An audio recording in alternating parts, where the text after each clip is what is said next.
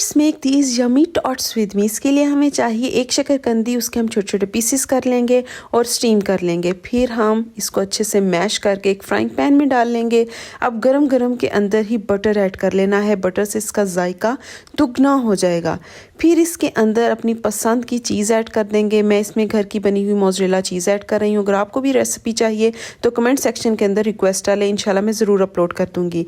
अब इसे एक प्लेट में निकाल लें और सॉल्ट एंड पेपर इस पर स्प्रिंकल करके मिक्स कर लें और एक फ्राइंग पैन के अंदर ऑलिव ऑयल ग्रीस करके अपनी पसंद की शेप्स बनाकर इसको फ्राई कर लें। और जब इसकी चारों साइड्स जो हैं वो खूबसूरत हल्के ब्राउन कलर की हो गई तो इन्हें हम एक प्लेट में निकाल लेंगे।